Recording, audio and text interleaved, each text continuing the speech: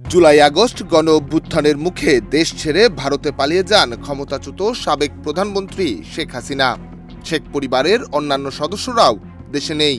এমন 10 সদস্যের জাতীয় পরিচয়পত্র লক করেছে নির্বাচন কমিশনের জাতীয় পরিচয় নিবন্ধন অনুবিভাগ।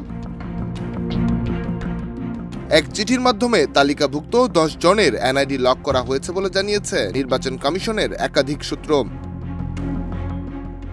যাদের এনআইডি লক করা হয়েছে তারা হলেন শেখ হাসিনা, সজীব ওয়াজেদ জয়, সাইমা ওয়াজেদ পুতুল, শেখ রেহানা, টিউলিপ রিজওয়ানা সিদ্দিকী, আজমিনা সিদ্দিক, শাহিন সিদ্দিক, বুশরা সিদ্দিক, রাদওয়ান মুজিব সিদ্দিক এবং তারিক আহমেদ সিদ্দিক।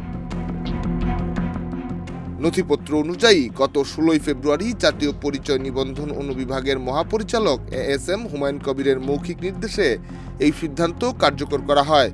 তবে নির্বাচন কমিশন সচিবালয়ের সরাসরি নির্দেশ ছিল কিনা নিশ্চিত করে কেউ বলতে পারেনি।